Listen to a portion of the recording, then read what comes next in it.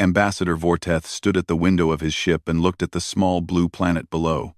He had traveled across the galaxy for 60 days to reach this place. The journey had been long and boring. He had spent most of it reading old reports and drinking the bitter tea his species enjoyed. He was old, very old.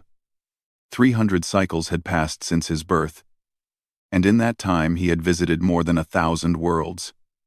He had met species made of fire and species made of crystal. He had spoken with beings who lived in the hearts of stars and creatures who swam through the empty void of space like fish through water. He believed he had seen everything the universe could offer.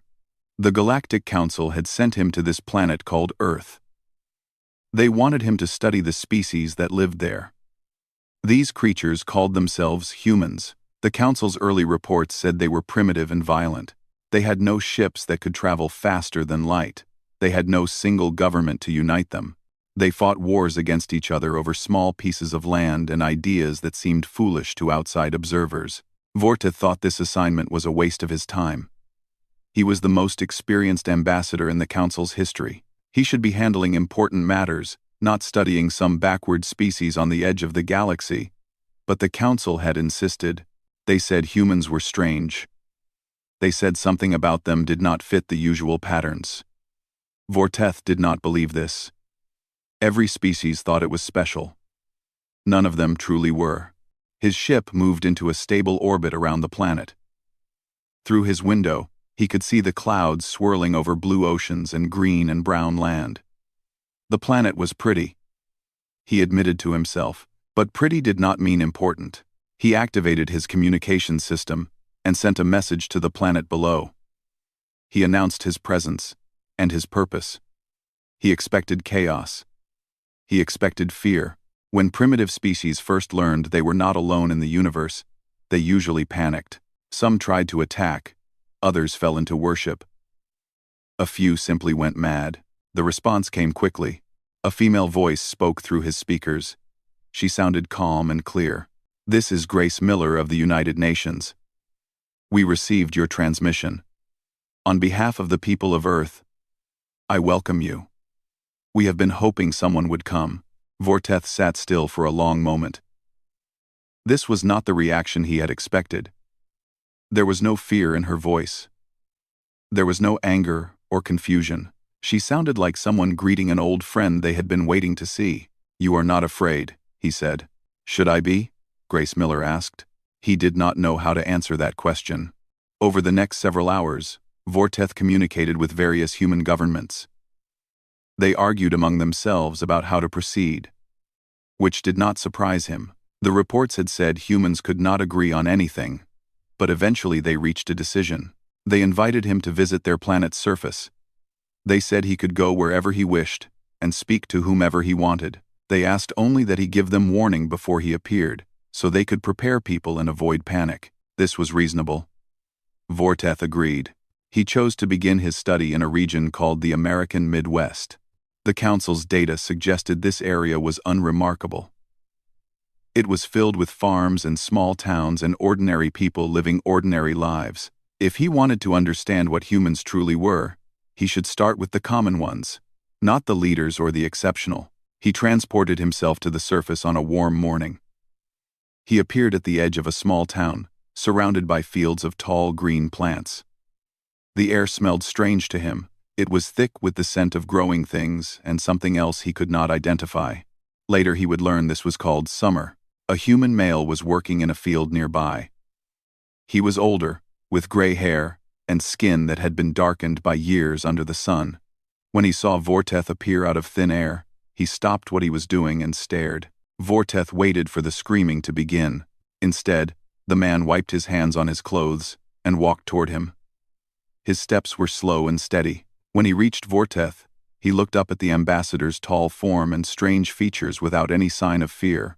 "Well," the man said, "you must be that alien fellow they've been talking about on the news." "I am Ambassador Vorteth of the Galactic Council," Vorteth replied formally. The man nodded as if this was perfectly normal information. "I'm Jack Holloway. I own this farm. You look like you've had a long trip. You want to come sit on the porch for a while? I just made coffee." Vorteth did not know what coffee was. He did not understand why this human was inviting him to sit and rest. According to all his training and experience, this creature should be running away, or trying to attack him, or falling to its knees in worship. It should not be offering him refreshments. "Why are you not afraid of me?" Vorteth asked. Jack Holloway scratched his chin and thought about this. "Well," he said slowly, "I figure if you came all this way to hurt us, you probably would have done it already. And if you didn't come to hurt us, then there's no reason to be rude. My mama raised me to be polite to visitors." He turned and walked toward a small wooden house. After a moment, Vorteth followed. The porch was a simple structure attached to the front of the house. It had a roof to provide shade, and several chairs made of wood. Jack Holloway disappeared inside and returned with 2 cups of a dark, steaming liquid. He handed one to Vorteth and sat down in one of the chairs.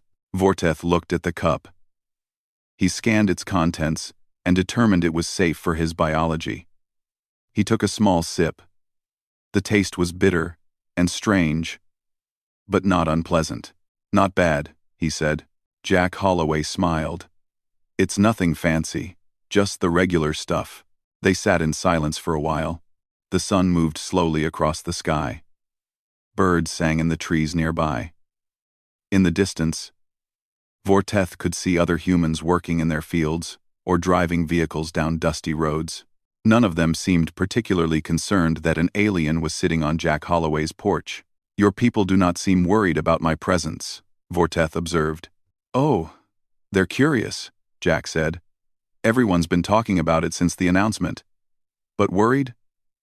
Nah, most folks figure you're probably here for a reason, and panicking won't help anything. Besides, we've got crops to tend and kids to raise and lives to live. Can't stop everything just because something strange shows up." Vorteth considered this. In his experience, primitive species were easily disrupted. A single unusual event could throw their entire civilization into chaos. But these humans simply continued with their daily routines, as if the arrival of alien life was just another item on a long list of things to deal with. He began to suspect that the Council's reports might have missed something important.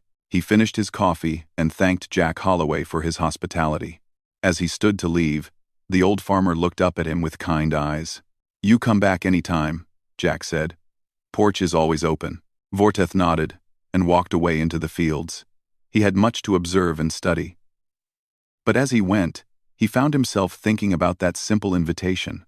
In 300 cycles of diplomatic service, he had been greeted with ceremony and fear and weapons and gifts designed to impress. He had never been greeted with a cup of coffee and an open porch. Perhaps, he thought, this assignment would not be as boring as he had expected. Vorteth spent the next 30 days traveling across the human world. He visited their great cities with their tall buildings made of glass and steel. He walked through their small villages where life moved slowly, and everyone knew each other's names. He crossed their deserts, and their forests, and their frozen northern lands. Everywhere he went, he watched, and listened, and tried to understand. The humans confused him. By every measure his people used to judge civilizations, humans should have destroyed themselves long ago. They had weapons capable of ending all life on their planet. They had divided themselves into groups that often hated each other. They damaged their own environment in ways that would take generations to repair. They made the same mistakes over and over again, each generation seemingly unable to learn from the ones that came before. And yet they survived. More than survived. They built and created and dreamed of futures they would never live to see. This made no sense to Vorteth. One morning, he visited a small community that had been struck by what humans called a tornado. This was a violent storm of spinning wind that could destroy everything in its path. The community had been nearly flattened. Houses were reduced to piles of broken wood. Trees had been torn from the ground and thrown across the landscape. The damage was severe. Vorteth expected to find the survivors in despair. He expected them to be waiting for help from their government, or simply giving up and leaving for somewhere safer. Instead, he found them working. A woman named Linda Pearson was directing volunteers. She had set up a temporary shelter in a building that had survived the storm. People were bringing food and water and clothing to share with those who had lost everything. Vorteth watched as strangers helped strangers carry supplies and clear debris. "Why do you do this?" he asked Linda. "You did not cause this disaster. These people are not your family. You have no obligation to help them." Linda stopped what she was doing and looked at him. She was tired. He could see it in her eyes and in the way she held her body. She had probably not slept more than a few hours since the storm hit. "They need help," she said simply. "I can help. So I do. But what do you gain from it?" She seemed confused by the question. "Gain? I don't know. I guess I gain the knowledge that I did the right thing. That when someone was suffering, I didn't just stand there and watch." Vorteth did not understand this. His species had long ago moved past such inefficient behaviors. They calculated costs and benefits. They acted when it served their interests, and refrained when it did not. This woman was exhausting herself for people she did not know and would probably never see again. There was no logical reason for it. He continued his observations. In a large city called Los Angeles, he witnessed a different kind of destruction. A fire had burned through several neighborhoods, driven by hot, dry winds that humans called Santa Anas. Hundreds of homes had been lost. The air was thick with smoke and ash.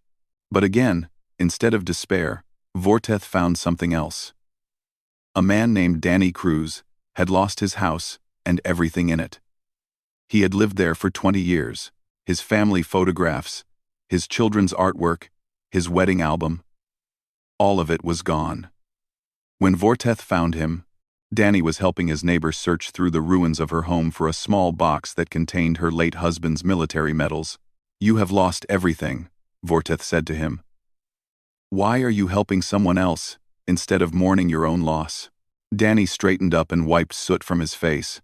"My stuff is gone," he said. "Nothing I can do about that now. But maybe I can help Martha find something that matters to her. That's something I can actually do." They searched for 3 more hours. Eventually, they found the box buried under a collapsed wall. Martha held it to her chest and wept. Danny put his arm around her shoulders and said nothing. There was nothing that needed to be said.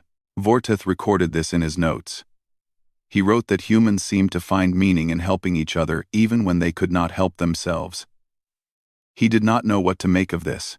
As the weeks passed, he observed more and more examples of this strange behavior. He saw a young woman give money to a homeless man, even though she herself was struggling to pay her rent.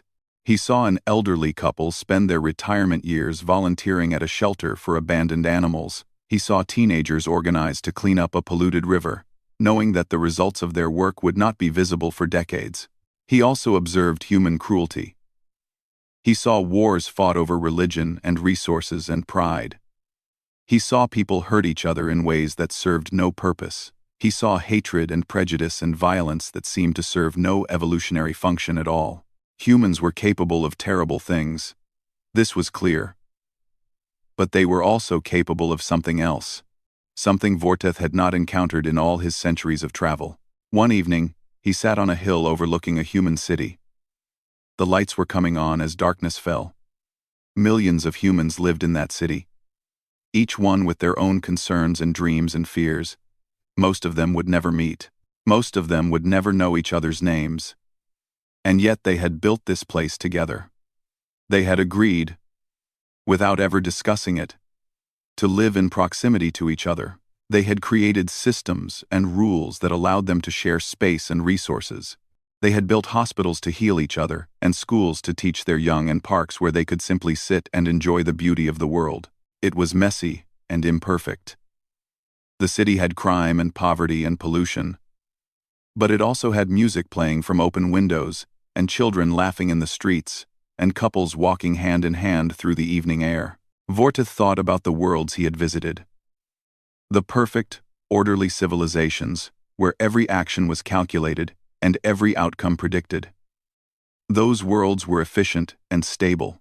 They had solved most of the problems that still plagued humanity. But there was something missing in them. Something he had never noticed until now. He recorded a new entry in his notes. He wrote that humans possessed a quality he did not have a word for. It was connected to their awareness of death, he thought. They knew their time was limited. They knew they would lose everything eventually. Every human alive was slowly dying from the moment they were born. And yet they chose to love anyway. They chose to build and create and hope even though they knew it would all end. This was not logical. It was not efficient. But it was something remarkable. Vorteth looked at the city lights and felt something stir in his chest. He did not know what it was. His species had given up such feelings long ago in favor of pure reason. He was beginning to wonder if that had been a mistake.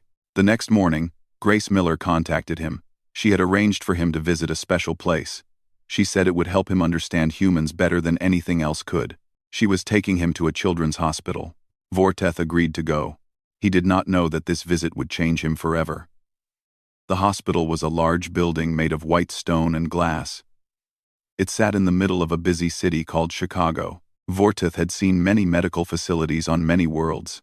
His own species had eliminated most diseases thousands of cycles ago. They had learned to repair almost any damage to their bodies. Death from illness was almost unheard of among his people. Humans had no such advantages. Their medicine was primitive by galactic standards. They still died from diseases that more advanced species had cured long ago. They still suffered from conditions that should have been easy to treat. And yet they built these hospitals and filled them with people dedicated to fighting against death, even when they knew they would often lose. Grace Miller met him at the entrance. She was a calm woman with gray hair and kind eyes. In the weeks since their first communication, she had become something like a guide for him. She answered his questions and helped him understand the strange things he observed. "This is a children's hospital," she explained as they walked through the front doors. "Only young humans are treated here. Many of them are very sick." "Why bring me here?" Vorteth asked. Grace looked at him for a long moment before answering. "Because if you want to understand what we are, you need to see us at our most vulnerable. You need to see what we do when there is no hope of winning." They walked through long hallways painted in bright colors. The walls were covered with pictures drawn by children. Some showed happy scenes of families and animals and sunny days. Others were darker. Vorteth saw images of monsters and storms and figures lying in beds connected to machines. The children who drew these pictures understood what was happening to them. A man in a white coat approached them. He was tall and thin with dark circles under his eyes. Grace introduced him as Dr. Kevin Shaw. "Thank you for allowing me to observe," Vorteth said formally. Dr. Shaw nodded. His handshake was firm but tired. "Grace said you wanted to understand us. I'm not sure this is the best place for that. We don't show humanity at its finest here. We show it at its most desperate." "Perhaps that is the same thing," Vorteth replied. Dr. Shaw led them through the hospital. He explained the various treatments they used to fight childhood diseases. Some were successful. Many were not. The technology was limited, and the diseases were cruel. But the staff kept working anyway. They kept fighting anyway. Vorteth watched nurses comfort crying children. He saw doctors spend extra hours studying files, looking for any option they might have missed. He observed volunteers who came simply to read stories or play games with patients who were too sick to leave their beds. "How long have you worked here?" he asked Dr. Shaw. 15 years, the doctor replied. "And in that time, how many patients have you lost?" Dr. Shaw's face changed. Something passed through his eyes that Vorteth could not read. "Too many," he said quietly. "Far too many. Then why do you continue? Your efforts often fail.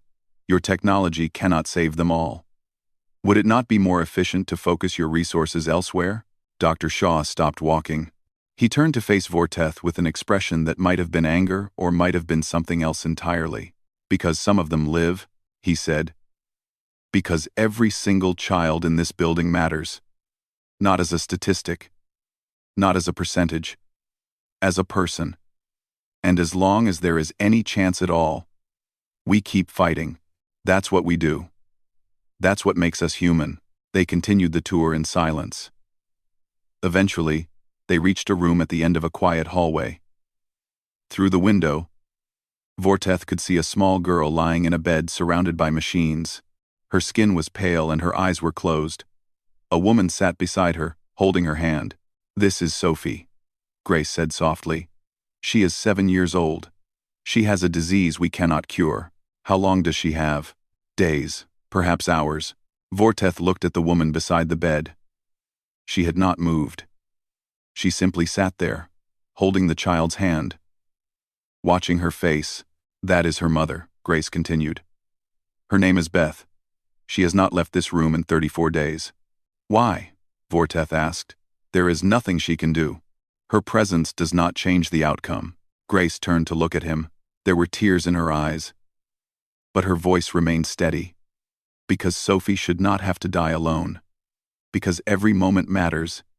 Even the last ones. Especially the last ones. Daughter, daughter, daughter. Vorteth watched through the window. Beth leaned forward and whispered something to her daughter.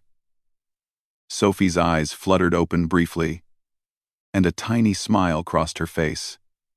Then her eyes closed again. Beth did not cry. She simply kept holding her daughter's hand. May I speak with her? Vorteth asked. Grace nodded. They entered the room quietly. Beth looked up at them. She showed no surprise at Vorteth's strange appearance. She was beyond such small concerns now. You are the alien, she said. Her voice was hoarse from days of little sleep. I am. I am sorry to disturb you. Beth shook her head. It's fine. Sophie would have wanted to meet you.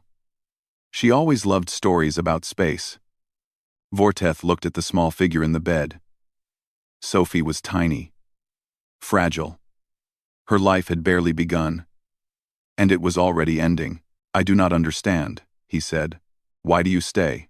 Why put yourself through this pain when you cannot change what is happening? Beth looked at her daughter's face. Her hand never stopped holding Sophie's. Because she is my child, Beth said simply.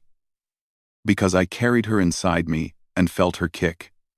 Because I watched her learn to walk and heard her first words. Because she is the best thing I ever made with my life. And I will be here until the very end. Her voice broke. Tears finally fell down her cheeks. And because no one should ever have to be alone. Not at the beginning. Not at the end. Not ever. Vorteth stood there for a long time. He watched Beth hold her daughter.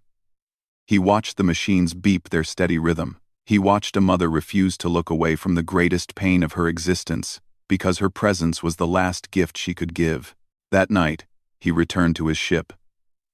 He tried to write his daily report to the council.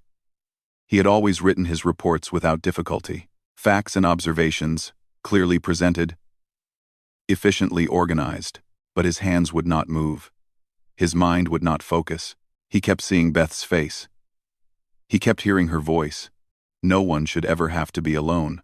For the first time in 200 cycles, Ambassador Vorteth found himself unable to write a single word. Something had changed inside him. Something he did not yet have a name for. He sat in the darkness of his ship and looked at the blue planet below. And for reasons he could not explain, he found that his eyes had become wet. His species had abandoned tears long ago. They had no evolutionary purpose.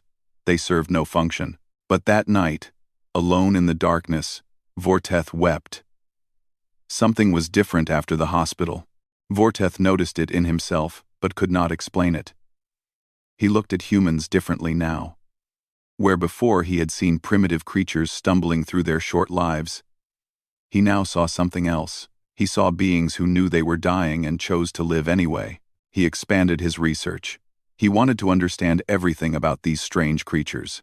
He visited their museums first. These were buildings where humans kept objects from their past. Vorteth expected to find displays of victories and achievements. That was what his own species preserved. Their museums contained records of scientific breakthroughs, diplomatic triumphs, and military conquests. Everything negative had been forgotten long ago. Human museums were different. In a city called Washington, he walked through a building dedicated to their history. He saw displays about wars they had fought, including wars they had lost. He saw photographs of suffering and cruelty and death. He saw records of terrible things humans had done to each other throughout their existence. A guide named Marcus Young walked beside him, explaining what he saw. Why do you keep these things? Vorteth asked. Why preserve records of your failures, And your crimes? Marcus considered the question carefully. So, we don't forget, he said. So our children learn what happened and maybe don't repeat it. We've done terrible things. We can't change that. But we can make sure people remember. Memory is how we try to be better. Vorteth looked at a photograph of a great war that had killed millions of humans. The image showed destroyed cities and broken bodies. It was horrible to look at. But next to it was another photograph. It showed survivors helping each other out of the rubble. It showed strangers carrying strangers to safety. Even in the worst moment of their history, humans had reached out to help each other. He moved on to other museums. In New York, he found buildings filled with art, paintings and sculptures and objects that served no practical purpose at all. Humans had spent countless hours creating things that had no function except to be beautiful. A painting caught his attention. It showed a night sky swirling with stars above a small village. The colors were strange, and the shapes were distorted, but something about it made him stop and stare. This was made by a human who was very sad. A woman standing nearby told him. Her name tag said she was a museum worker named Helen Price. He made many beautiful things during his life, but he suffered greatly.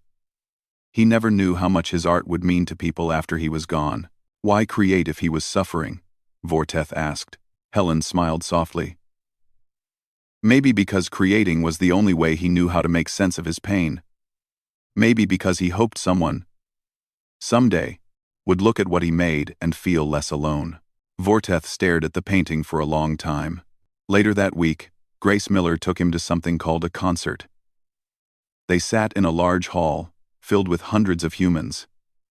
On a stage at the front, musicians played instruments, and a woman named Claire sang. The music was unlike anything Vorteth had experienced. His species had given up music thousands of cycles ago. It was inefficient.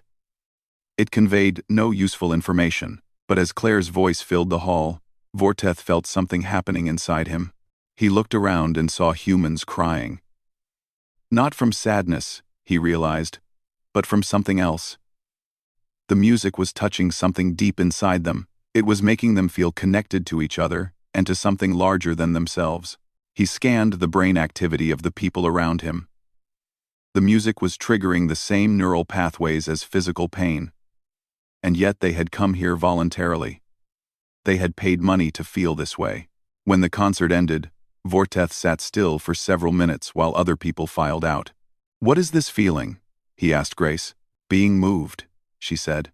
"It's what happens when something touches your soul." Vorteth did not believe in souls. His species had proven long ago that such things did not exist. Consciousness was simply a product of complex neural activity. There was nothing more. But sitting in that empty concert hall, he was no longer certain.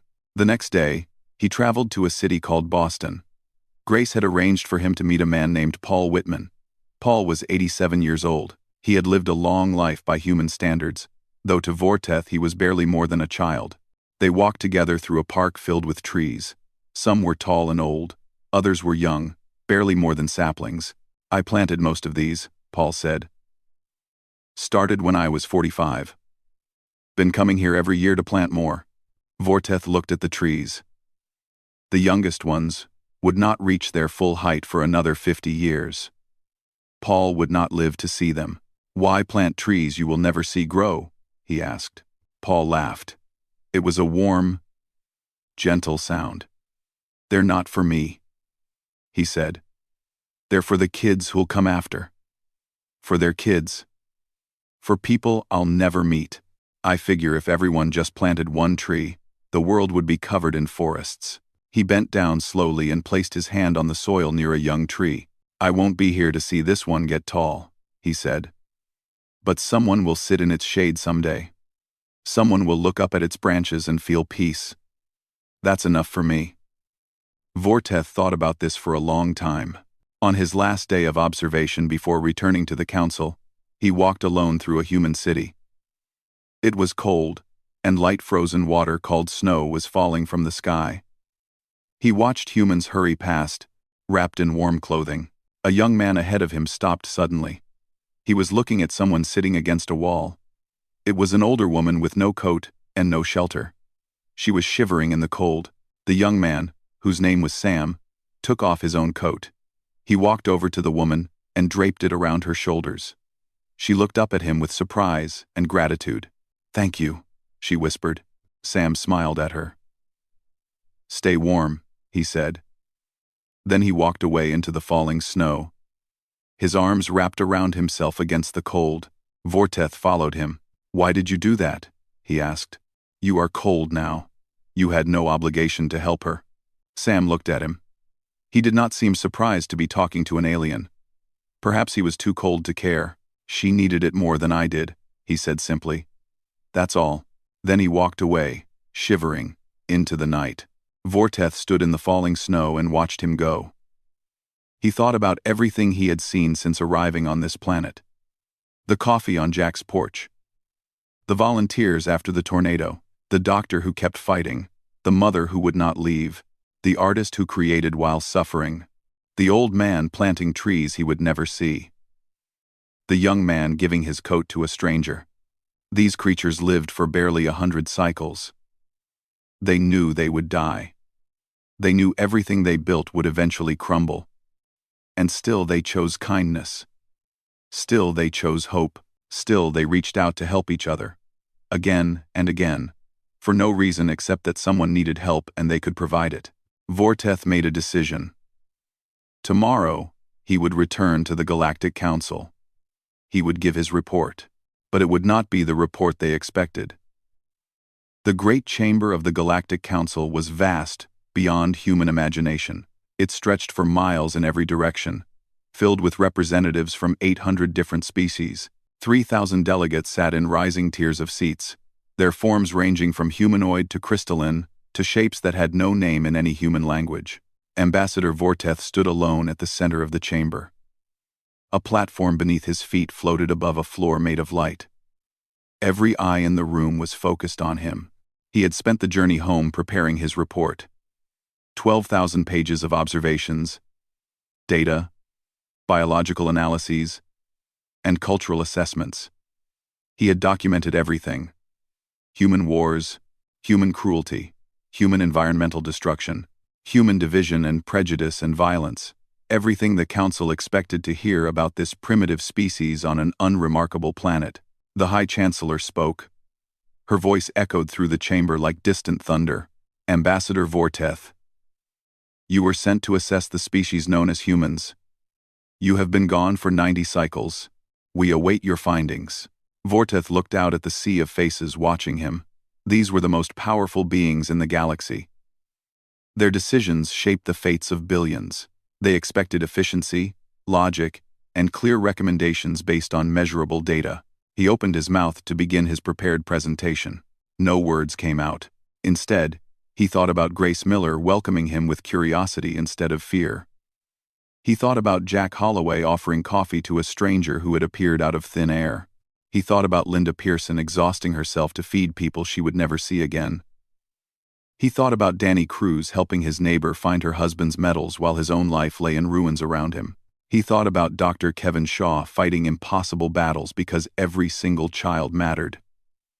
He thought about Beth holding Sophie's hand in those final hours, refusing to let her daughter die alone. He thought about Claire's voice filling a concert hall with something his species had forgotten. He thought about Paul Whitman planting trees for children who did not yet exist. He thought about Sam walking into the cold without a coat because someone needed it more than he did. "Ambassador," the High Chancellor said, "we are waiting." Vorteth closed his prepared report. He set it aside. When he spoke, his voice was different than it had ever been before. "Honored delegates," he began. "I have spent 90 cycles studying the human species.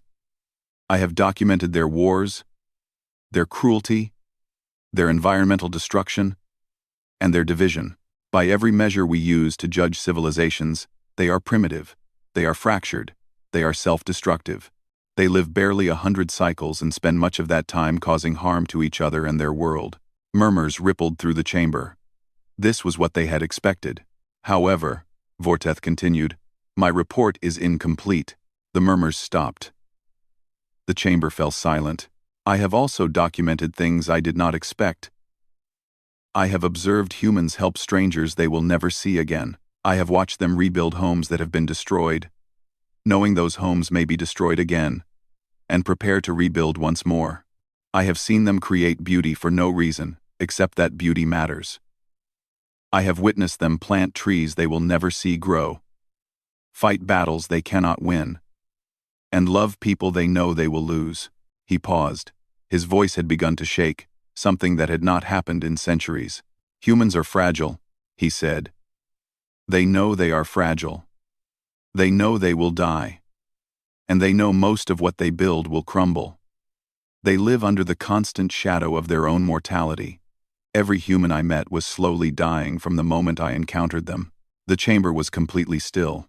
And yet, Vorteth continued, they love anyway. They hope anyway.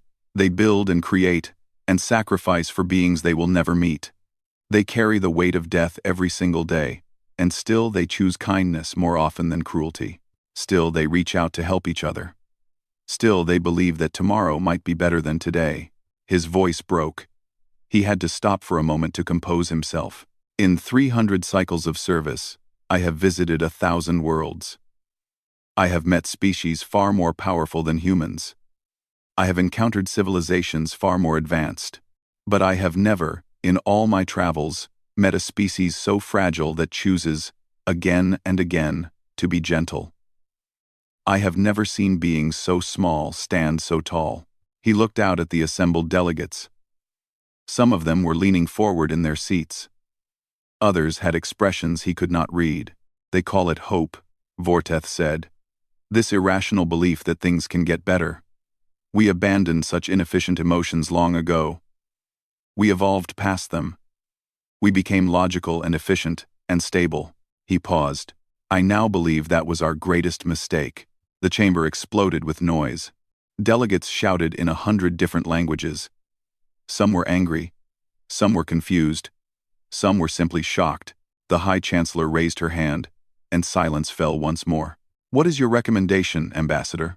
Vorteth stood tall. His eyes, those ancient eyes that had seen the rise and fall of empires, were filled with something new, something he had learned from a small blue planet at the edge of the galaxy. I recommend immediate alliance, he said. Not because humans need us. Their technology is primitive, but they will develop. Their society is fractured, but they will grow. Given time, they will find their own way to the stars. He took a breath. I recommend alliance because we need them. Because somewhere in our long evolution toward perfection, we forgot something important. We forgot how to hope. We forgot how to love things we know we will lose. We forgot how to be moved by beauty and how to cry when something breaks our hearts. He looked at the High Chancellor directly. Humans have not forgotten these things. They live them every day. They die with them every day. And if we do not learn from them, if we do not let them remind us of what we have lost, then all our power and all our knowledge will mean nothing.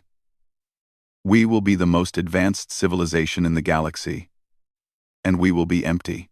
The chamber was silent for a long time. Finally, the High Chancellor spoke. Your recommendation will be considered. You may return to your quarters. Vorteth bowed and left the chamber. As he walked through the long corridors of the council station, he did not know what decision they would make. It might take years for them to reach a conclusion. It might take decades. But he had said what needed to be said. He had told the truth about what he had seen. That night, alone in his quarters, Vorteth did something he had not done in 300 cycles. He prepared a cup of bitter liquid. Not unlike the coffee Jack Holloway had given him, he sat by a window that looked out at the stars, and he thought about Sophie and Beth, about Claire's voice and Paul's trees, about Sam walking into the cold, about all the small moments of kindness he had witnessed on that strange little planet. For the first time in centuries, Ambassador Vorteth felt something warm in his chest. He did not have a word for it in his language, but the humans did. They called it hope. He looked at the stars and smiled. Tomorrow, he thought, might be better than today.